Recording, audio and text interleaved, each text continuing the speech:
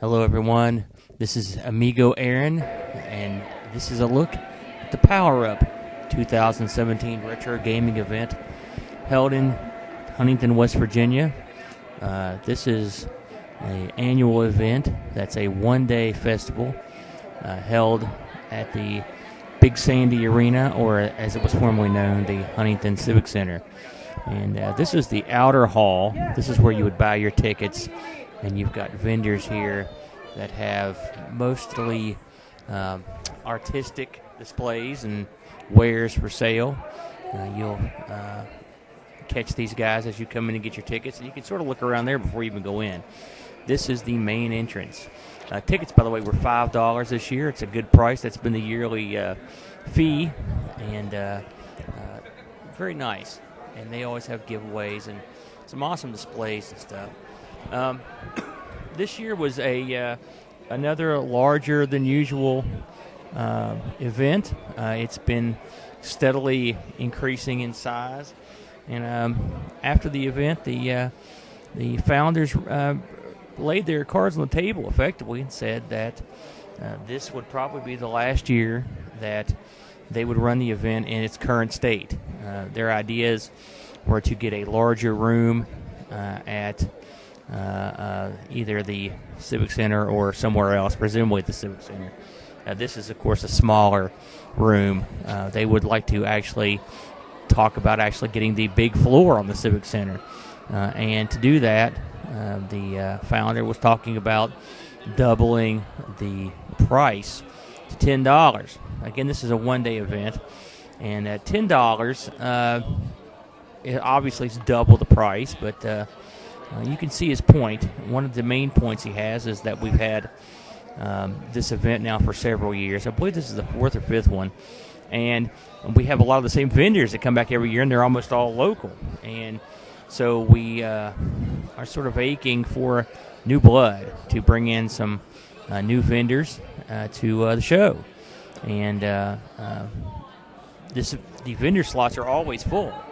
So it's not like they could bring guys in. They just don't know where to put them is the problem. And so what they're looking for is more floor space. I believe they're talked about also with the extra space, running more events, some Magic or some video game tournaments or whatnot. Who knows what they're going to put together. But I'd be down for it. I mean, you've got to get to the point where you either grow or you get stale. So on to the show, and you'll see I've just sort of been tracing around here.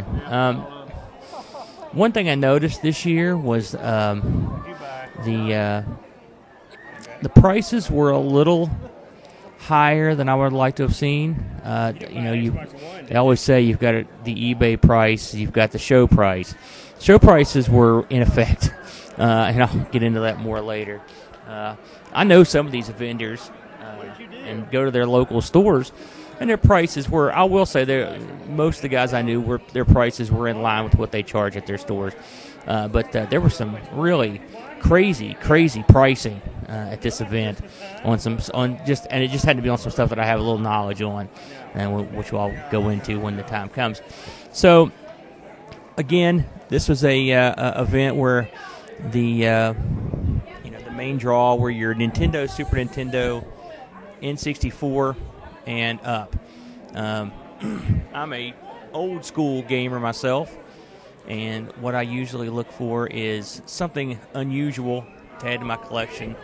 Right now, I'm looking for TurboGrafx stuff, for example, and I don't think I saw any TurboGrafx peripherals or any games for sale.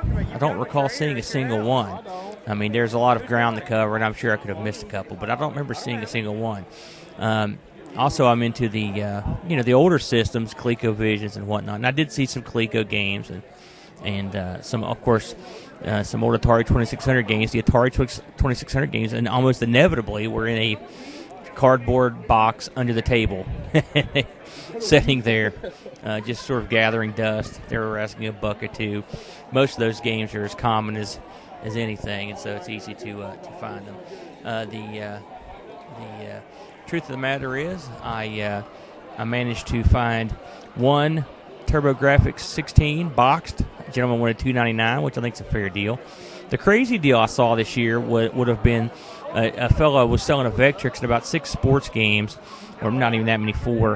And I asked him how much he wanted for the games. He said it was part of a package deal. And the package he ended up wanting for the Vectrix, the 4 games and 2 controllers. He was asking $1,000, which I thought was just astronomical. I mean, I've got a Vectrix. They have gone up in popularity, but not $1,000. And this was just a musty old Vectrix stored in a cardboard box. So, if you're going to sell one at that price, it better have the 3D specs and the pin and the box at least. I thought that was a ludicrous price. You can see right here there was vendors selling some like shrink wrap sets or consoles. Thought they were a pretty good deal. But overall, the show was much like last year. Just a large collection of stuff that if you're a collector and you're looking for it, you would be in good shape. But when you come to these shows, you've got to get ready to part with the money because then none of this stuff's going to come cheap. So we're going to move now into the arcade area. I thought this was really nice. Now, I don't recall ever going into a separate area in the last few years. I don't know if it was because I didn't know it was there or it was because that they didn't have it. This year, they had a real nice setup. You can see the fellow as we came in doing the VR game. I'm thinking that was an Oculus, but my brother's the VR guy, not me. You can, as we roll down these tables here, you're going to see a lot of guys playing. I think a couple of these guys are playing Famicom, Super Famicoms. I looked on the floor to see if anybody was selling Super Famicoms, and I did see cartridges for them, but I didn't see anyone selling Famicoms or Super Famicoms. Now, I was at this show, I would say, about 1 or 2. The show usually shuts down at, I think, 6, and it starts at like 10, so it was over half through. So some of the stuff could have been gone, and I just didn't see it. I'm just telling you what I saw when I was there. But as we scroll down through here, you'll see a lot of guys playing some different stuff. There are guys playing... there are several people playing sets of Smash Brothers. You see a few older games, but most of the stuff's new. There were some people playing a Pokemon game, and then you have over here was Rocket League, which I've heard a lot about, but I never really sat down and watched. I thought that was kind of interesting.